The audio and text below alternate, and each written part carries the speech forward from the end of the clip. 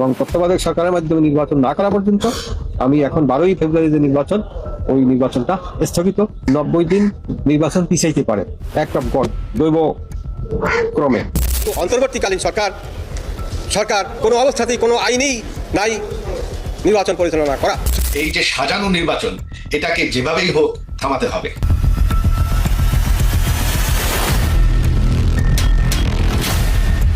দেশের বাতাসে যখন নতুন করে নির্বাচনী প্রচারণার এক ভিন্ন আবহ বইছে, ঠিক সেই মুহূর্তেই জনমনে জন্ম নিচ্ছে একের পর এক প্রশ্ন।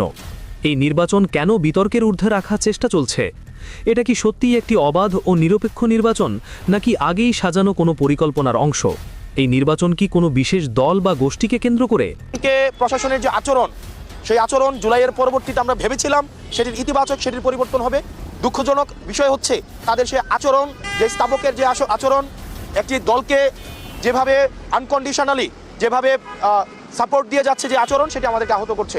এভাবে যদি চলতে থাকে তাহলে এই সরকারি অর্থ অপচয় করে এই নির্বাচনের কোনো প্রয়োজন নেই। গণতন্ত্রের জন্য যেই প্রিয় দর্শক, গণ অভ্যুত্থানের পর থেকেই সংস্কার সংস্কার শব্দটি যেন বাংলাদেশের রাজনীতির মূল মন্ত্র হয়ে উঠেছে। কিন্তু প্রশ্ন হলো, এই সংস্কার কার জন্য? জনগণের জন্য নাকি ক্ষমতার জন্য? ঠিক এমন এক সময়ে দেশের সংবিধানের ঊর্ধ্বে গিয়ে অন্তর্বর্তীকালীন সরকারের নিয়ন্ত্রণে একটি নির্বাচন এবং একই দিনে একটি গণভোটের ঘোষণা, সব মিলিয়ে কি এটি কোনো সুপরিকল্পিত বিদেশি মেটিকিউলাস ডিজাইনের অংশ?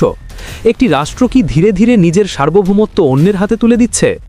আজ তথাকথিত জুলাই গণ অভ্যুত্থান, যা একসময় বিপ্লব হিসেবে তুলে ধরা হয়েছিল, তা এখন সাধারণ মানুষের কাছে ঘৃণিত এক অধ্যায়ে পরিণত হয়েছে।